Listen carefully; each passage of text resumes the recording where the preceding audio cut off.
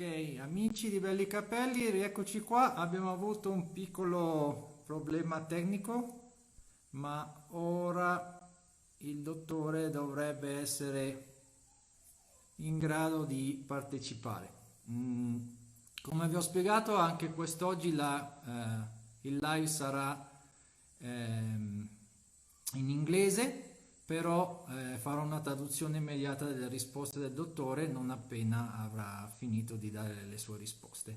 Ringrazio tutti quelli che stanno partecipando dall'Italia e thank you to everybody from other countries. And now we should have line, just a few seconds, pochi minuti e dovremmo avere il dottore. Eccolo qua. Ok, perfect. Now I can see you. Fine. Good evening, Dr. Kaan. Thank Good you evening, for Bola. and let's start with some questions from our forum user. They were Sure. waiting for you for this interview since a lot of time ago. So let's Sure. start. Can you first? Can you hear me, Bola? Yeah, I can hear you very well. Thank you. Okay, fine. I hear you and I see you very well. Thank you. It looks good, by the way. Okay, let's start. We know that the COVID-19 has created serious problem for the entire hair transplant industry. So when will you reopen the clinic, and what protocol have you adopted to deal with the emergency to ensure patient safety? Yes, as all the people, we are now in a very difficult situation because of the coronavirus, and everybody is expecting that everything became normal soon. But in these days, the news are better. Also in Turkey, the cases are very less. It's good for us, and we are trying to become to normal situation as soon as possible. I will open the clinic in the 15th of June, and we are waiting the flights, especially flights from abroad. So the patients can come easily from abroad for the operation. We have done and we are ready for all precautions for the patient safety. First, I have to say that when they come to our clinic, first of all, in the first step, we will do the coronavirus tests. Okay. That they will be sure that they have no coronavirus in their body and the metabolism, and they should know that in our clinic all the staff is periodically doing the coronavirus tests. Every 10 days we are getting these tests, and we have already have too many cautions for the patient safety, because the hygiene and health is the first step and our priority in our clinic. We will get our patients' body temperature every 2 hours. We are getting all of our tests before they come to Turkey. And our clinic is sterilized by professional companies every 2 weeks. It's really important. And our patients, many of them know, but maybe the newcomers can hear these words first time. We are hosting just one patient in our clinic. This is our specialty. We have not getting too many cases in one day. All of our staff, from the assistants, our manager, our cook, our interpreter, me, are focusing on just the patient, nobody else. From the beginning, we are getting the food we are cooking in our clinic, from not outside. This is important. Also, we have prepared a small pack for coronavirus, a safety pack. This pack is including the masks, the gloves, the disinfection liquids, also what they need. Okay. Perfect. I'm gonna translate it for our Italian viewers. Some of Please. them doesn't speak English. Sure. Dunque, ho chiesto al dottore, ovviamente la prima domanda è sempre sul coronavirus, sappiamo che ha creato dei seri problemi. Gli ho chiesto quali misure hanno adottato e quando riaprirà la clinica. Il dottore mi ha spiegato che la clinica riaprirà a partire dal 15 giugno, però ovviamente bisognerà vedere poi quali sono le disponibilità dei voli, la riapertura delle frontiere per i pazienti europei. Il dottore ha detto che nella loro clinica stanno adottando tutte le precauzioni del caso, il loro staff viene testato per il coronavirus ogni 10 giorni, tutti i pazienti che arrivano in clinica sono testati per il coronavirus, ogni 2 settimane vi è una sterilizzazione professionale della clinica. La cosa importante è che nella clinica del dottor Pechiner si opera un solo paziente al giorno, quindi tutta l'attenzione di tutti i membri dello staff, del dottore e di tutti quelli che lavorano presso la sua clinica è assolutamente dedicata a un solo paziente. È importante anche per quanto riguarda la sterilizzazione, viene effettuata ogni giorno. Il cibo per il paziente viene cucinato direttamente in clinica e quindi non ci sono problemi di contaminazione e a ogni paziente viene dato un piccolo kit per il coronavirus al momento dell'arrivo che contiene una maschera, liquido gel per sterilizzare le mani e degli occhiali. Ok, dovrebbe essere tutto quanto mi ha detto il dottore. Okay, second question. In your clinic, you perform hair transplant using manual FUE extraction. What are the advantages of this technique of extraction, and which kind of punch do you use? For many years, I'm really experienced about manual technique. I believe in this technique because I can say I can feel the grafts, feel the skin. This is really important. Of course, I tried many times motorized, but in my routine, I really like to perform with manual extraction. I'm using different kinds of punches. I don't have time to care about too much engineering, but my punches are really good quality and very different types. We have punches from 0.6 to 0.9 millimeters. We have too many. I can't say that on just one patient, one punch is best. You can't say this. You have to choose the right punch for each patient. You know, in the hair transplantation surgeries, every patient, you have to solve a puzzle.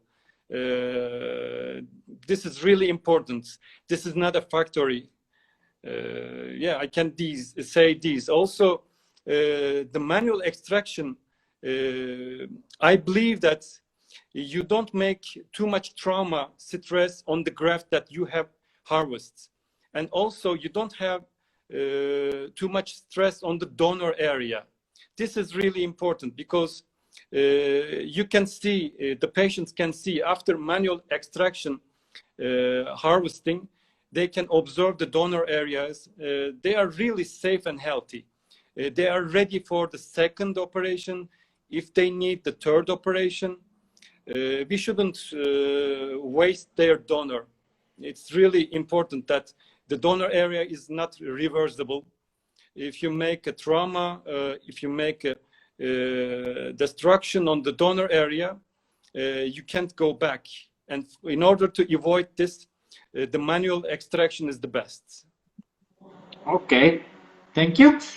Ho chiesto al dottore, sappiamo che nella sua clinica effettua l'estrazione delle unità follicolari con punch manuale. Gli ho chiesto quali fossero i vantaggi secondo lui di questa tecnica di estrazione e quale punch utilizza. Il dottore ha detto che da tempo utilizza l'estrazione con punch manuale perché a suo parere è più accurata, ha una miglior sensazione delle come sono le unità follicolari e quindi delle possibili diverse tecniche per estrarle. e soprattutto, secondo lui, l'estrazione manuale ha due vantaggi, che sono un minor trauma per l'area donante e un minor stress per l'area donatrice. Quindi, dopo un'estrazione è sempre possibile, se necessario, effettuare un secondo intervento o addirittura un terzo, perché l'area donante non sarà stressata e manterrà una buona qualità, quindi una possibilità di poter estrarre successivamente, senza arrecare alcun tipo di trauma o di danno con l'estrazione. Il dottore ha detto che utilizza vari tipi di punch a seconda del paziente e a volte anche nello stesso paziente, perché ha detto che operare qualcuno è come risolvere un piccolo puzzle. E per quanto riguarda la dimensione dei punch, vanno più o meno da 0,7 a 0,9 millimetri. Ok, third question. Yeah. For the placement of the follicular unit, you use the stick and place technique. Which are the benefits of this placement technique and why do you use that? By stick and place technique, first of all, I should say that the assistants are really important. They should be really professional and really experienced. So we have a really experienced staff about implantation also, because they know where to hold the grafts. This is really important. We hold the grafts on the safe point, not around the bulb, which has too many stem cells. We make 2 small incisions on the recipient area by this technique. And by this technique, we don't make the grafts wait outside too long. It is really important. Also, I feel more free while I'm doing stick and place technique. Why? Because during the implantation, you can change your decision maybe. Okay, you can arrange, you can manage the density. For example, you are going with the 30 grafts per each square centimeter, but you have more grafts than you expected, and you can share your informations with the patient. And on some area, for example, on the hairline, you can go higher density. The stick and place technique can give this opportunity to you. I can say this. Ok, ho chiesto al dottore di darci qualche spiegazione sulla tecnica stick and place, che è la tecnica che presso la sua clinica si utilizza per il posizionamento delle unità follicolari. Quindi allo stesso momento viene effettuata l'incisione e un assistente provvede all'innesto. Il dottore mi ha spiegato che per effettuare questa tecnica è molto importante il lavoro delle assistenti. Le sue assistenti sono assolutamente preparate, sanno perfettamente dove vanno posizionate le unità follicolari nel momento in cui viene effettuata l'incisione. Uno dei vantaggi è che le unità follicolari restano fuori dal corpo per un minimo tempo, e questo garantisce un tasso di ricrescita più alto. Un secondo vantaggio è che effettuare questo tipo di tecnica dà al dottore una maggiore libertà per quanto riguarda la densità e la distribuzione degli innesti. In particolare si possono ottenere si può ottenere una maggiore densità di innesto con delle incisioni più piccole, la manipolazione delle unità è molto limitata e si può cambiare in corso d'opera. Quindi se il dottore ha previsto una certa densità in una determinata zona, ma vede che per esempio abbiamo ottenuto più unità follicolari di quelle che ci si aspettava con l'estrazione, è possibile incrementare la densità in una determinata zona senza problemi. Quindi questi sono sostanzialmente i vantaggi della tecnica stick and place. Ok, next question. We know that you make all the extraction by yourself. What happens if you have a difficult case? Let's say the extraction is possible, but there is a lot of bleeding, translation is a little bit higher than normal, there is a lot of connective tissue underneath that make the removal of the graft even harder and difficult. what do you do? Do you carry on with the extraction because the grafts are okay, or do you stop and explain it to the patient that you can continue? Yeah, I know it's a long question, but yeah, it's right. Our job is to solve the difficult situations. Exactly. We are doing all the difficult cases in the market. I should say we are getting too many repair cases. Also, repair cases, as you said, have too much bleeding, too much scar tissue on the donor area, especially, also on the recipient area. Maybe because of the synthetic hairs. We have met too many difficulties in the past. Still we do. We don't stop. We don't stop. Just when we meet the difficult case, we try to solve the problem. It takes a little bit time, just 10 or 15 minutes to understand what's going on. We have too many options, too many, as I told you, that we have a lot of variety of punches, needles. Also, we have trade secrets in our hand. We have no motorized devices in our hands. Our secret is our hand, and in our mind, our information, our experience in our mind. I have met hundreds of cases until now, many cases. The difficult case, I can say, that takes a little bit longer in the extraction and in the implantation part, but at the end we solve the problem. But if we have too many, for example, single hairs, we share this information to the patient, and also these kind of patients are the repair cases mostly. They are third operation, maybe fourth operations. Most of them, they know what will they meet. Too many single grafts. It's not surprising for them. Also, I say this to the patients, and mostly we go on because they trust us. They come to Turkey. That's why they trust me. So mostly we go on. 99%, I can tell you that. But if something goes wrong, honestly, I tell him that what will we get at the end as a result. Of course, honestly, I share this opinion. I don't hesitate. Ok, thank you. So, ho chiesto al dottore, ovviamente la maggior parte di voi, come saprete, il dottore esegue personalmente tutte le estrazioni dall'area donante.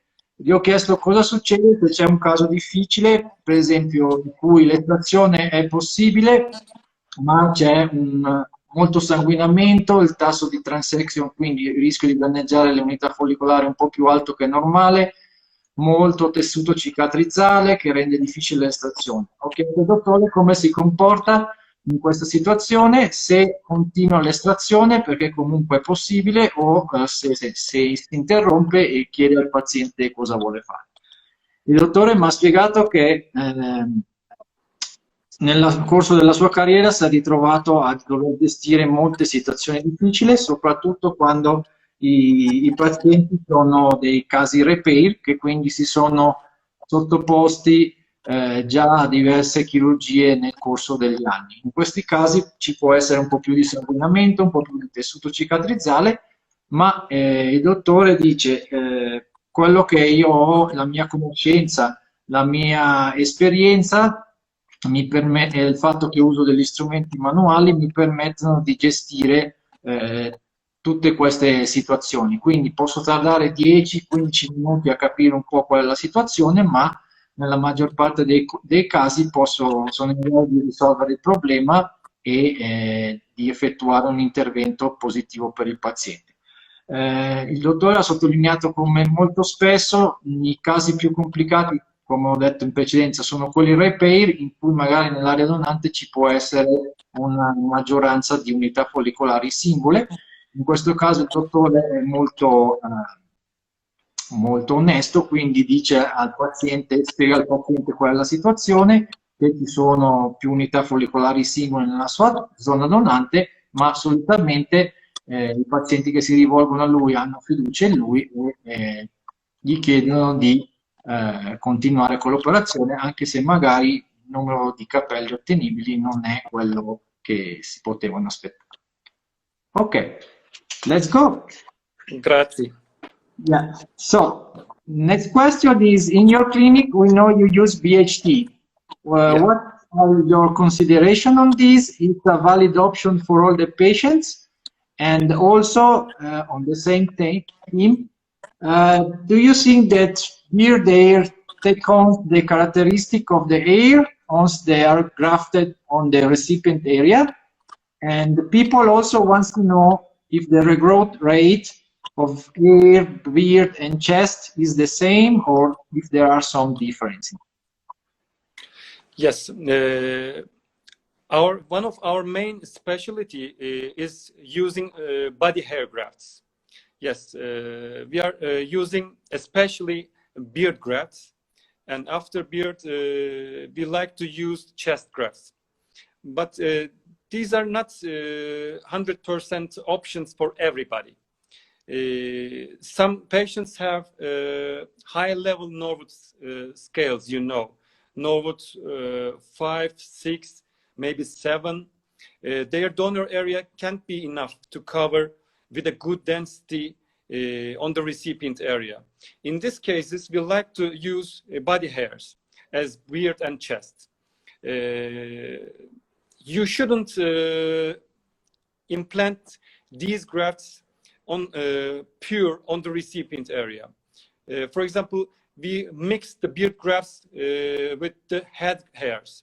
If you use them in this way, you can reach a really natural view. We know that the characteristic of the beard grafts and chest grafts are a little bit difficult and different, mostly beard grafts.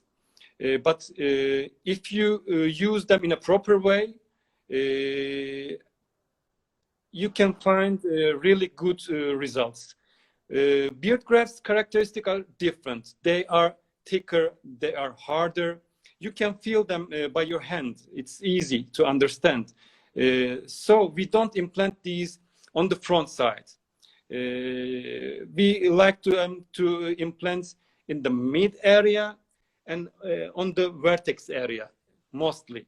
But the chest hairs are really soft and very thin, slim. It's good to use even on the hairline and also on the temple peaks. You can use them as a donor area, option. Sometimes beard hairs have different colors. I accept some of them are red, some of them are mostly white, gray hairs. You have to consider, you have to evaluate the patient from the beginning if you want to use body hair or not. If you will use the body hairs, you can make a plan including these. The regrowth rates with the beard, I can say it's very good, really close to the head hairs. We accept the head hair regrowth rates like 90-95%. They grow healthy. Also, the beard grafts are around 85%. We see by our experience. Okay. But the chest grafts, I can't say the same. Mostly, you can reach the 70% success rate with the chest grafts. Okay. Yeah, it's a little bit low. But these are good options that if the patient has no donor area, you can use them in a proper way. Why not? These are my words about BHT. Ok. Ho chiesto al dottore, nella sua clinica sappiamo che usa il trapianto di peli corporei, quindi chiamato BHT. Gli ho chiesto quali fossero le sue considerazioni al riguardo e se è un'opzione valida per tutti i pazienti. Gli ho chiesto inoltre se pensa che la barba assuma col tempo le caratteristiche simili ai capelli e quali sono i tassi di ricrescita per gli innesti fatti di capelli, dalla barba e dal petto. Il dottore mi ha spiegato che solitamente il body hair si utilizza soprattutto in pazienti che hanno delle calvizie importanti e per i quali è necessario un numero elevato di unità follicolari. Mi ha spiegato che anche i casi in cui il paziente ha una donor limitata, i body hair possono essere di grande aiuto. Come opzioni il dottore utilizza come opzione primaria i body hair dalla barba, dalla zona sotto la mascella, e in secondo luogo utilizza i peli del petto. Per quanto riguarda le caratteristiche, sappiamo che, come ci ha spiegato il dottore, la barba è molto più spessa e molto più dura, quindi ha delle caratteristiche differenti rispetto ai capelli, e per questo viene utilizzata soprattutto nel mid scalp e nella zona della chierica, quindi nel crown. Possono avere la barba anche delle caratteristiche differenti per quanto riguarda il colore, e quindi paziente per paziente va un attimino individuata quale sia la miglior strategia per utilizzare il pelo. Per quanto riguarda invece i peli del petto, il dottore mi ha spiegato che nel corso del tempo diventano un po' più sottili e un po' più pettinabili e soffici, quindi possono essere utilizzati anche nella zona dell'hairline e per ricostruire i parietali.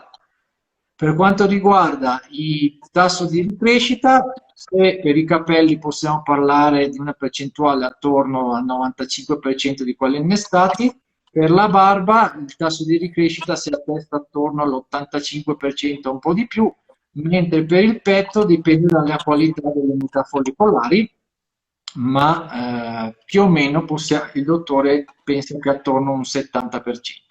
È importante sottolineare che il dottore non utilizza peli del corpo da altre zone, quindi dalla schiena, dalle gambe, perché ritiene che abbiano una ricrescita più bassa. Ok, next question. Bola, sorry, Bola, I want to add one thing about body hair. I'm getting too many questions about this adaptation of the body hairs on the recipient area.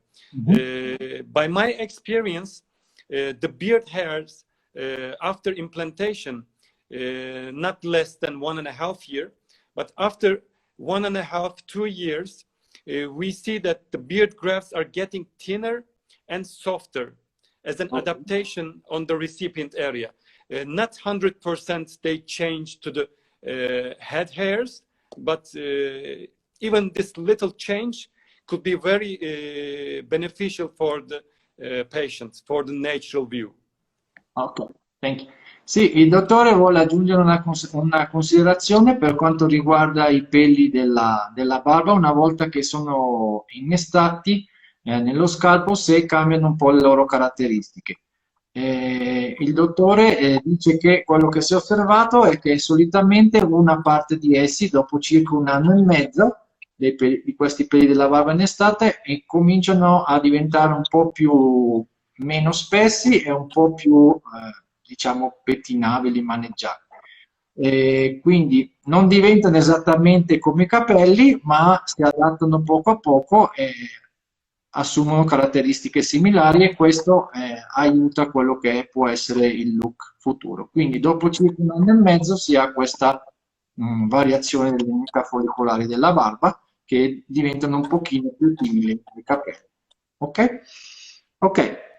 Next question is, what's your position on the drug treatment with finasteride? Do you recommend it to all your patients to preserve their native hair, or do you think that there are some better solutions for that? Yes, this is another important issue about hair transplantation, finasteride. First of all, I should say that I'm not insisting on to use anything the patient before the surgery, but I'm open in my evaluations, face-to-face evaluations, when I come to Italy, or online consultations from the males. When I see the thinning hair or when I can predict the future of the patient, I say that they need treatments for their future. Now the finasteride is one of the best and strongest options about the treatments. Finasteride and dutasteride, as we know. Some cases, finasteride support is mandatory. Some cases, not.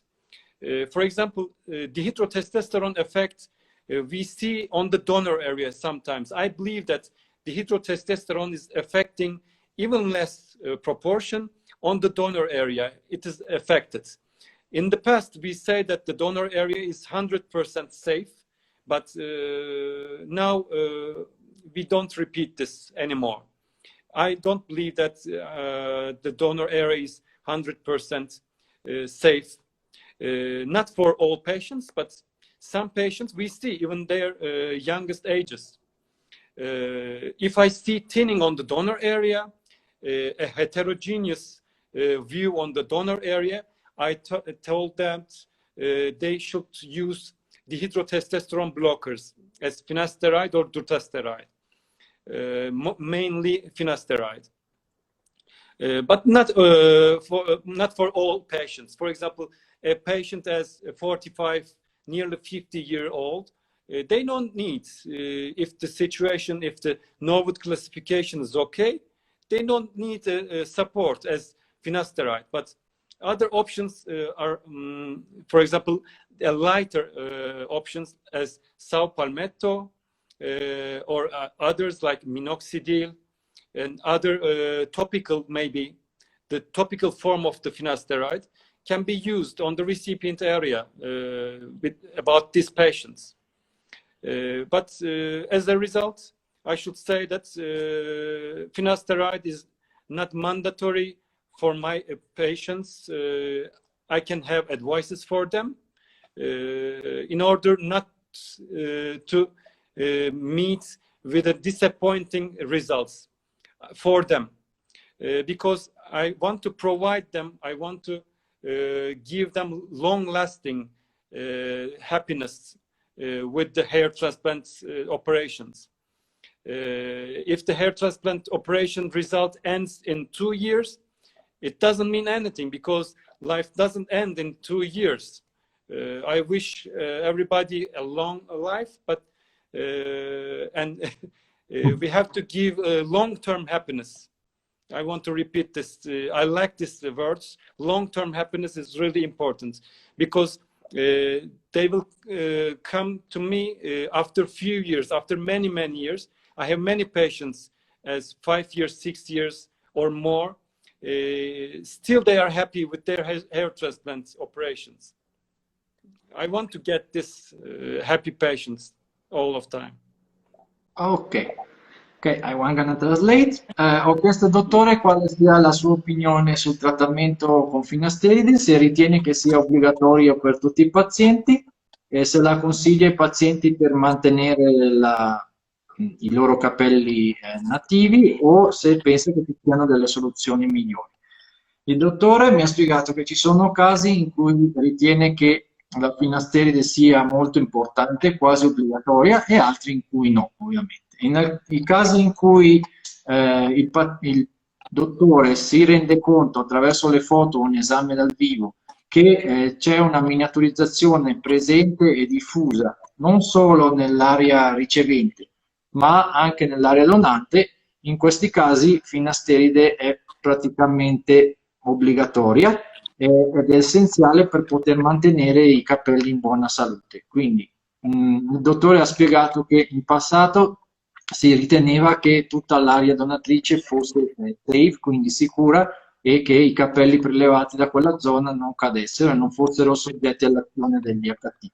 Purtroppo questa affermazione non è corretta. Parte di questi capelli possono essere miniaturizzati e quindi è necessario aiutarli con una terapia farmacologica. In altri casi in cui non c'è miniaturizzazione dell'adono, finasteride è importante per preservare i propri capelli, ma può anche non essere indispensabile. Per esempio, se abbiamo un 45enne, 50enne con una situazione stabilizzata, può essere trattato con altre alternative come una finasteride gel, palmetto e così via. Quindi, per ricapitolare, la finasteride è molto importante per alcuni pazienti, per alcuni è fondamentale, mentre per altri no. Ma il dottore vuole sottolineare che il suo obiettivo è quello che i risultati del trapianto dei capelli siano duraturi e permanenti nel tempo. Quindi la finasteride è un po' la nostra assicurazione. Quindi utilizzare finasteride o in alcuni casi dutasteride può permetterci di conservare i nostri capelli, anche quelli trapiantati, per un periodo di tempo più lungo e quindi avere una testa piena di capelli per molti, molti anni. Quindi aiutare a essere felici per un periodo di tempo molto più lungo.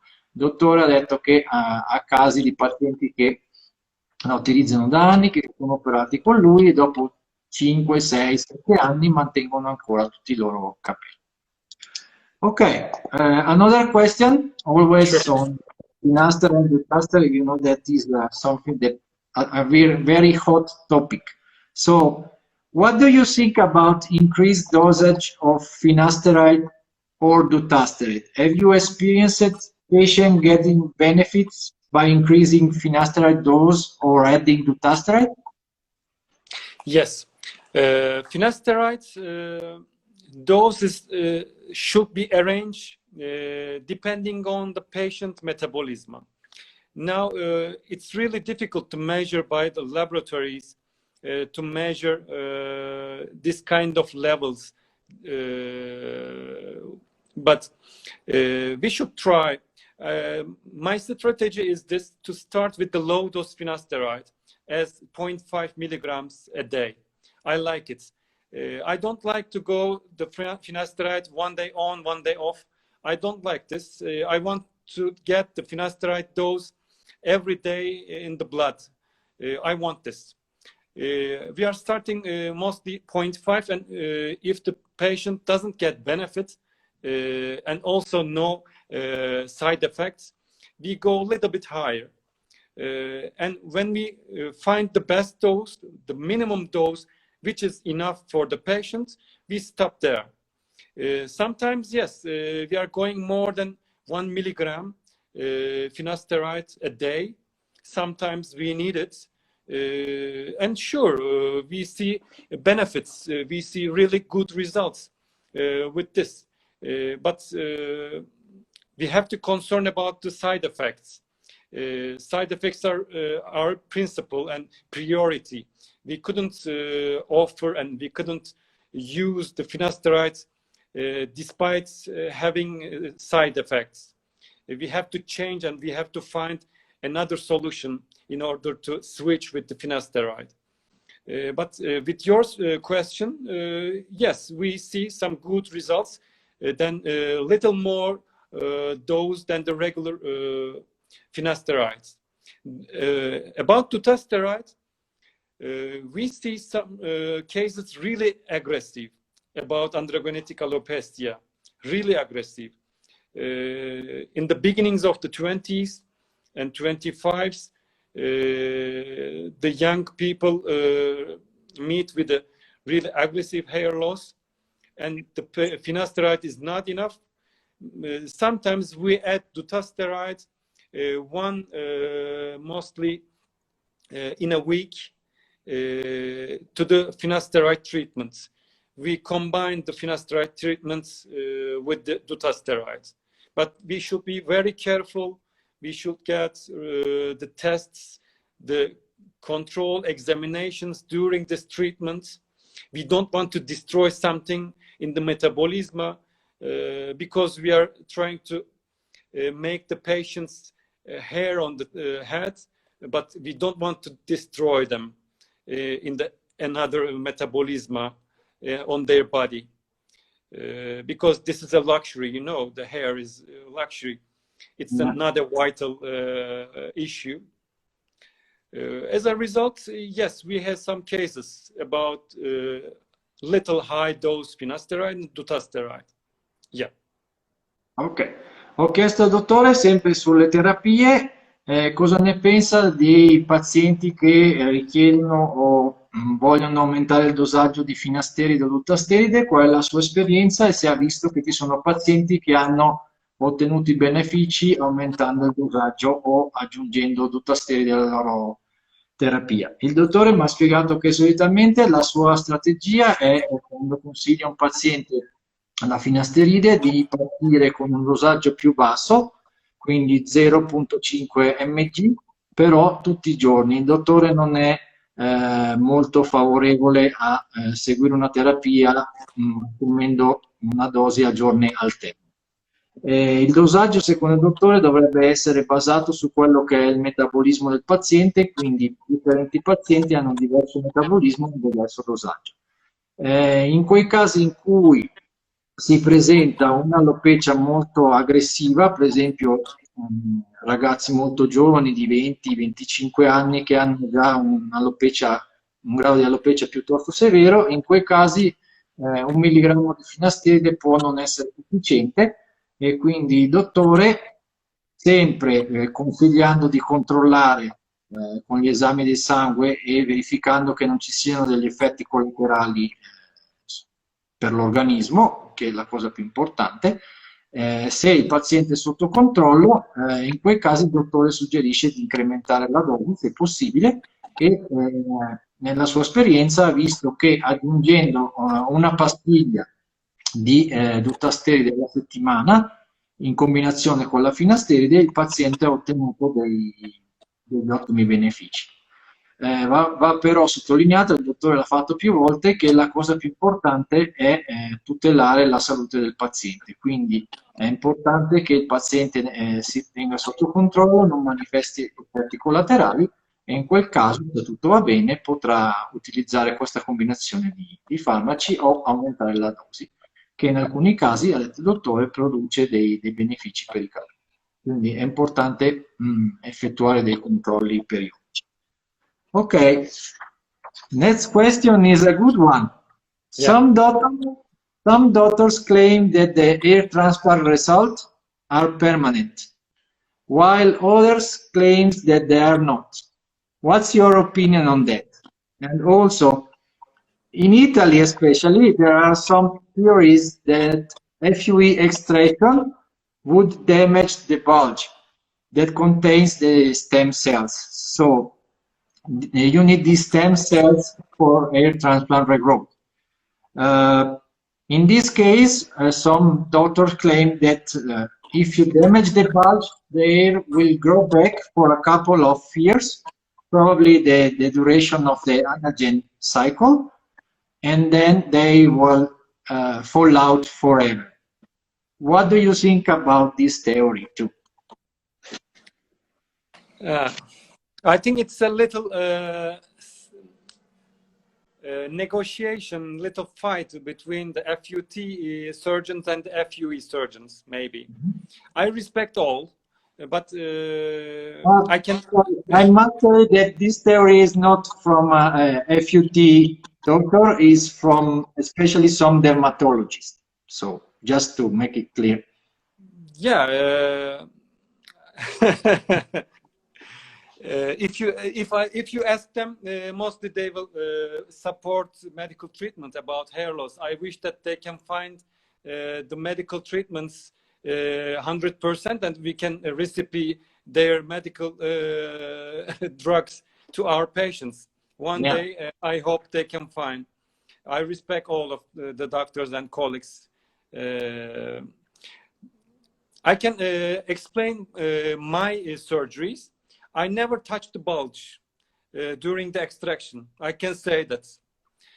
I don't touch the bulge, so it's impossible to touch the stem cells around the bulge. So I can accept this. The FUE grafts are slimmer and thinner and have less surrounding tissue around the shafts of the grafts. This is clear. They are slimmer than the FUT grafts. So you can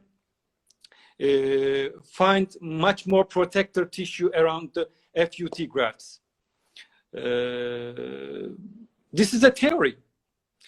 Someone has to claim this in the laboratories, in the studies. In my opinion, I don't damage the grafts around the bulge. As I told you a few minutes ago, I don't touch the bulge by my tool. It's clear, because my scorings into the skin are not too deep. This is another difference that I have, I think. This is a theory. I respect them, but I don't agree with this theory. But some FUE grafts which are belonging to other clinics can have this. We couldn't blame that all FUE grafts are destroyed stem cells. We can say this, I think, until someone give us the evidences about this. This will stay as a theory, in my opinion. Okay, so in my opinion, I think that if you damage the bulge, the hair is not growing very well, right? It's growing like fuzzy or damaged. Of course, I met many times. For example, some repair cases comes to me. I welcome him, and he says me that he got 3,000 or more grafts, but I don't see any grafts. Maximum 500, 700, for example. Where are the grafts? In this case, it's clear that something happened, but we can't know during extraction or during storage situation or during implantation. You can't understand. You should trust the clinic before you go, and you should see the cases, and you should know that who is operating in the clinic. Who will you see? Just the doctor or the nurses, technicians will do the operation? I respect all the clinics, but there is a really too much technician circulation in some clinics. So you can find the assistant or the technician when you go 2 years later to the clinic. She will go. Yeah. Yeah. And also, I agree with you. If the bulge is destroyed during the extraction somehow, in the beginning, it will not grow. It will grow really thin, maybe, or fuzzy, or something else, or no regrowth, zero. You will see just the scars on the recipient area. Okay. And what's your answer on if the transplanted hair are permanent or not? Yeah, we see some rare cases. The transplanted hairs are getting thinner. There are some theories about this. For example, the man or women, mostly men with full of hair, when they get old, they have thinner hairs. No hair loss, but thin hairs on the donor area. Yeah. This is reality. This is nature. We can't do anything in these situations. And also, if we bring these strong hairs in the youth periods on the recipient area, by the time when they get 60 ages, around 60s, 55s, some of them will get thinner. But can we call this as hair transplant is temporary or permanent? I really don't know. But I have told you that I believe that dihydrotestosterone is affecting the donor area.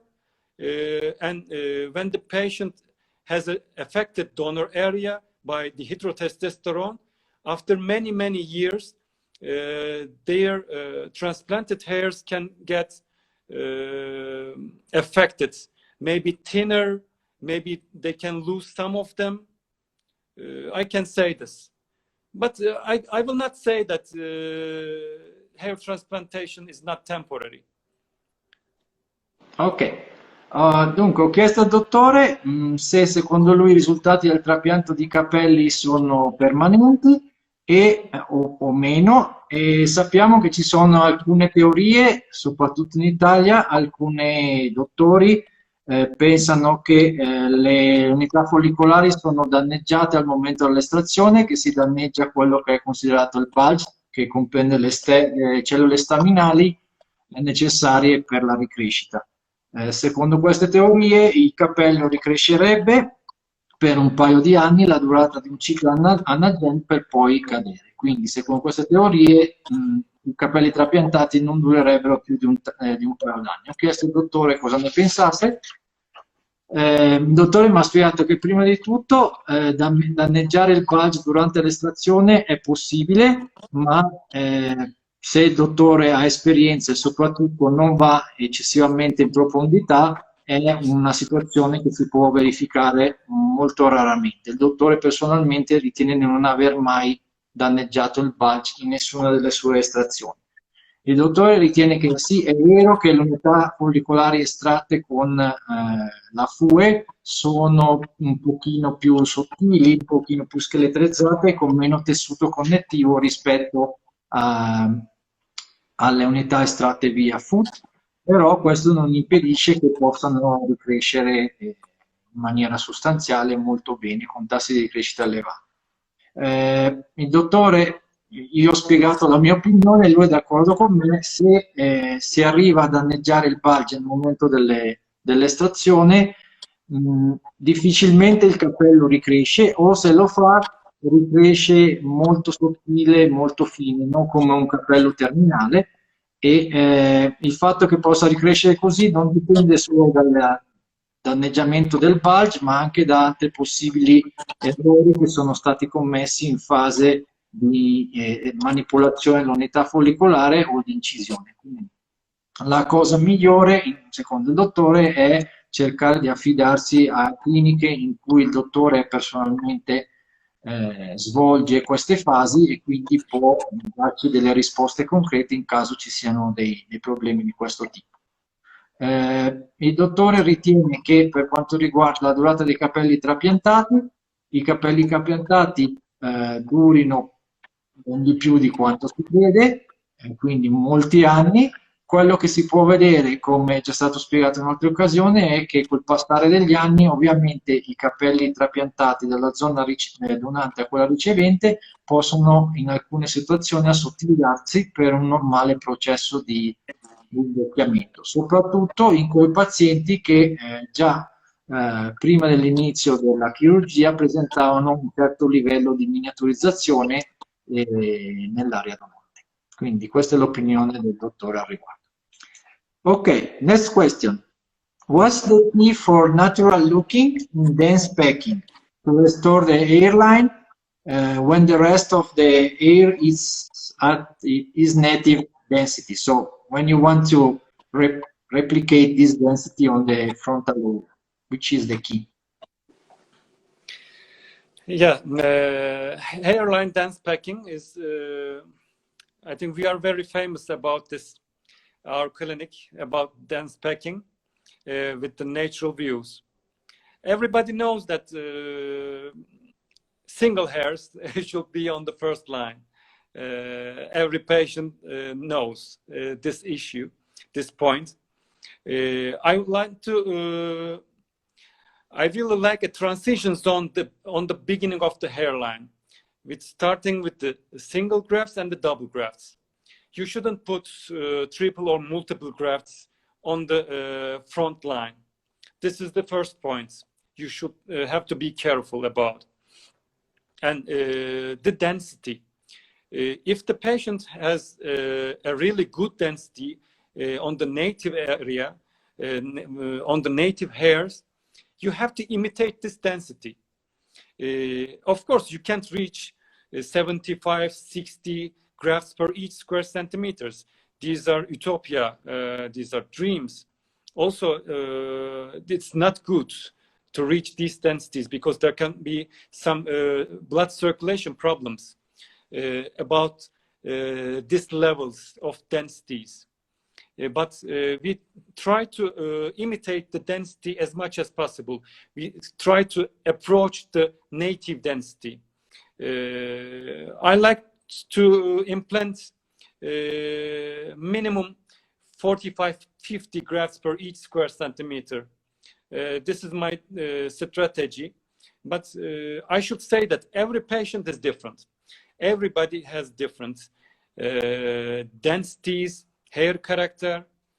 For example, for a 50-year-old man, you can't make too high densities if he has moderate densities on the back. You have to look and observe the area. You will measure the density on the native part. You have to predict this densities. Then you will try to imitate, and you have to make a good density on the front parts. You have to make a really good dense back. And this is our specialty, you know, Bola. By stick and place technique. And the last patients, some cases, I go more than 50s if they need. But if it should be suitable, it should be suitable. We go 55, 60, sometimes very rarely 65. You have to be careful about blood circulation. You can't do this on the repair cases, but on the virgin cases, that if its future looks good, if you will not go with 5 or 6, you can go with the high densities. Ok. Ok, ho chiesto al dottore quali siano i punti chiavi per avere una attaccatura densa e naturale quando il resto dello scalpo presenta una densità di capelli indigeni piuttosto alta. Il dottore ha detto che ovviamente si cerca sempre di raggiungere la densità di innesto più alta possibile, ma bisogna tener conto anche dei possibili danni che si possono avere a livello circolatorio, quindi densità di 70, 80, 90 grammi per centimetro quadrato è eccessiva e può essere pericolosa. Si deve però cercare sempre di avere la densità più alta e di considerare non solo la densità ma anche la naturalezza. La tecnica stick and place permette al dottore di raggiungere questo obiettivo di naturalezza e di densità per la ricostruzione dell'attaccatura. La cosa più importante ovviamente è iniziare con le unità follicolari singole più sottili, che sono quelle che vanno nei primi millimetri di attaccatura, per poi passare con una certa transizione alle unità follicolari doppie. È importante avere sempre un occhio alla naturalezza e anche verificare quale sia la densità nelle altre zone dello scalpo. Quindi persone che hanno una densità bassa in altre aree dello scalpo si sarebbe un po' ridicolo a fare una densità altissima in attaccatura. Solitamente la densità minima che il dottore innesta in hairline è di 45-50 grammi per centimetro quadro, anche se varia da paziente a paziente. In alcuni casi selezionati si può arrivare a 60-65 grammi per centimetro quadro, sempre però facendo attenzione a non creare danni a livello vascolare. Ok, next question is how do you deal with patients suffering from lichen? Are they always denied hair transplant, or you can take care of them? Lichen is a really serious problem about hair loss on the hair skin. Most clinics are denying these patients because the inflammation. Doctor, 1 second. We are a little bit longer, so since the live can last maximum 1 hour, we will have to make another call after that. Sure, okay? Sure, however you want. Just warning you because we have 10 seconds before it's finished. Okay? Okay. So I'm gonna call you again. Okay, ritorniamo perché abbiamo finito il tempo. And the question was about the lichen. So how the doctor deal the situation of patients suffering from lichen? If it's always a problem to perform a hair transplant, or he can deal with that or whatever. Yeah, I'm starting again my words about lichen. Lichen is a really serious problem. It's preventing hair transplants mostly, because you can't know that when will it flame up again. Sometimes it goes silent, never, but sometimes you can see more than before after hair transplant surgeries. It can affect the transplanted hairs, also the native hairs again. It's really problematic. If the patient is insisting on to do something, to try something, the lichen is silent for many years, I can offer a small test with these kind of patients. It can be tried, I think. On a small area, the plant shouldn't be big. It should be reversible. You can cover somehow if the lichen flames up again. I want to tell that you shouldn't put in front of the forehead, of course. You can make a test with a small amount with the lichen cases, and you can see what will happen, and you can observe very closely. But mostly the inflammation comes, even not too much, but it's really difficult. It's really difficult. Ok, ho chiesto al dottore... Sometimes, I'm sorry, Bola, sometimes doing nothing is better than doing something. Ok, yeah, that's important to explain. Ho chiesto al dottore come si comporta in pazienti che soffrono di lichen, se gli si nega sempre la possibilità di avere un trapianto o ci sono delle possibilità.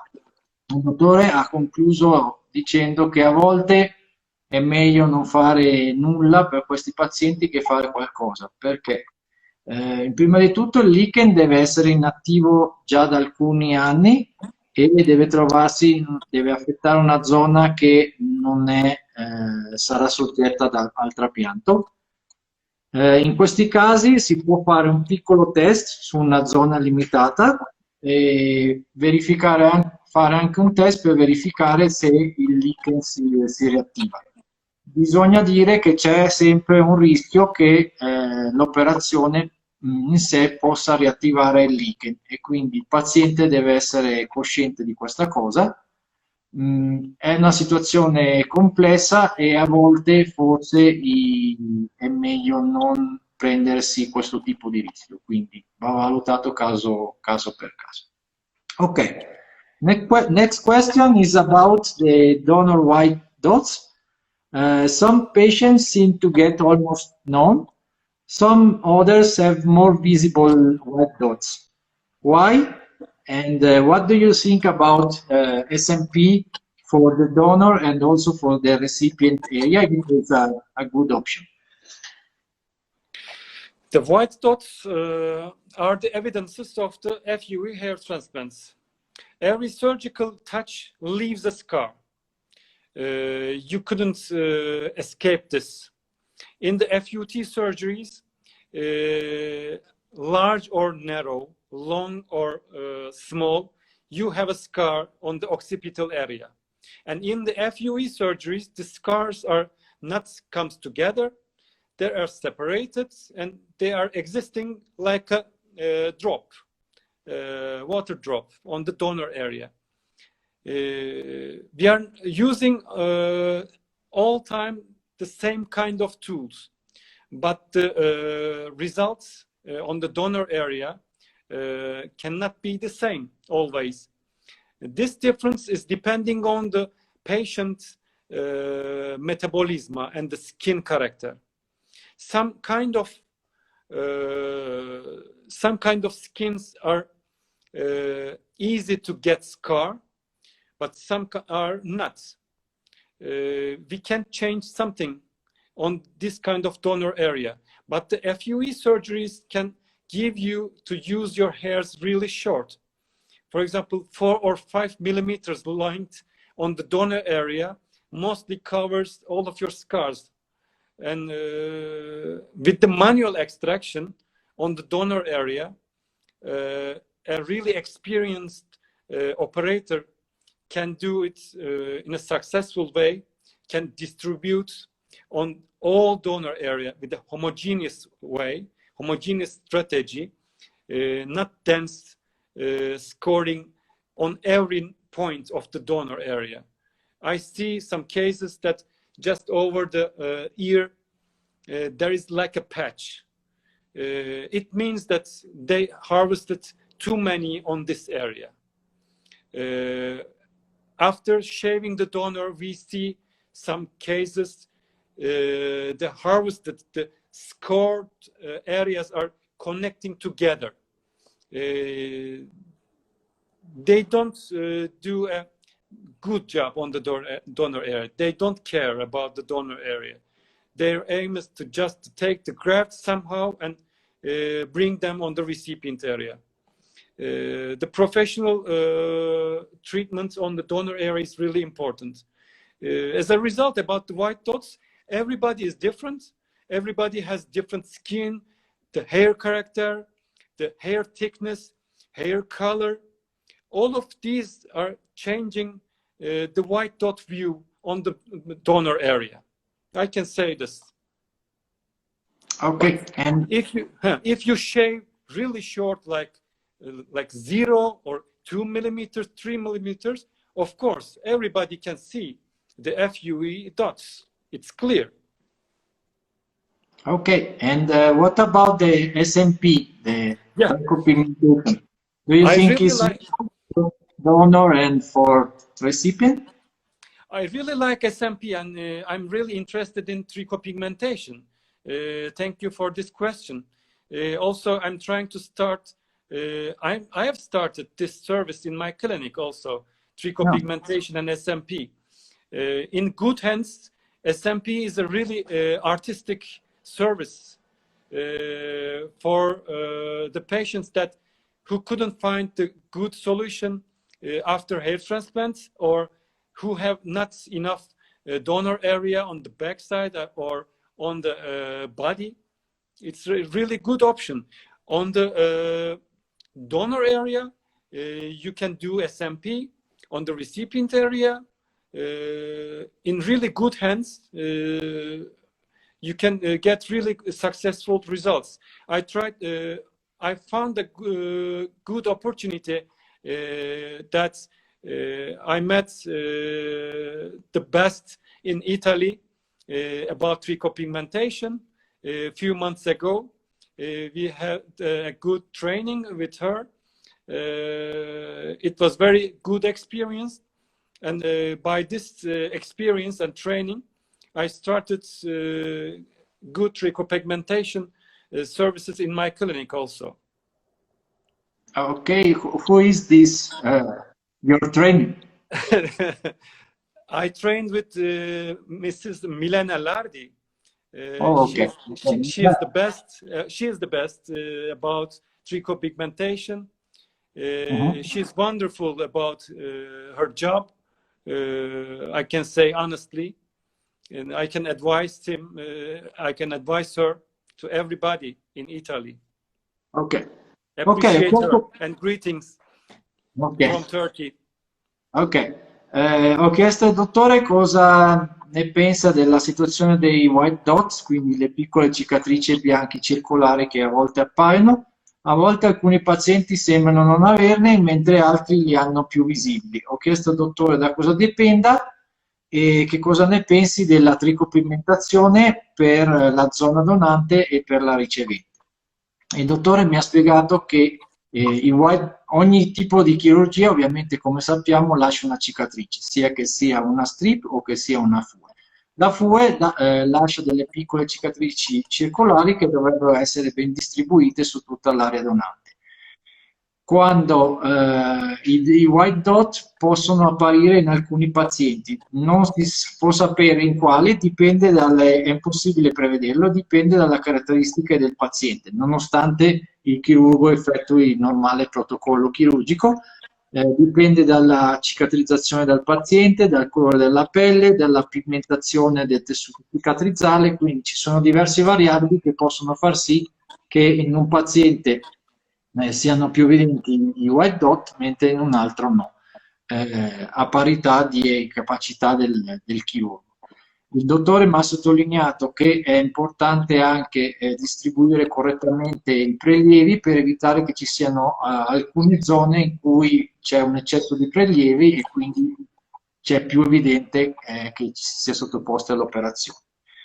Nella maggior parte dei casi, secondo il dottore, con i capelli a 4-5 mm non si notano i segni delle estrazioni FUE, soprattutto quando si utilizza uno strumento manuale. Ovviamente se il paziente si rasa a 0 a 1 millimetro, quasi tutti si potrà intravedere qualcosa dei segni dell'estrazione. Sostanzialmente la FUE permette però di tenere i capelli molto corti. Per quanto riguarda la tricopigmentazione, il dottore ha detto che qualche mese fa ha ricevuto il training presso la Beauty Medical con Milena Lardi, che saluta e che ritiene la migliore operatrice in Italia. Ha iniziato ad offrire la possibilità di tricopigmentazione anche presso la sua clinica e può essere utile in quei pazienti che magari hanno un'area donante avevano già un'area donante un po' diradata e hanno subito un'ulteriore operazione FUE, sia per coprire i white dot, sia per dare più densità in quei riceventi in quei casi che lo possono necessitare. Ok, so last question, doctor. Why should a patient choose Dr. Pekiner Clinic for his hair transplant surgery?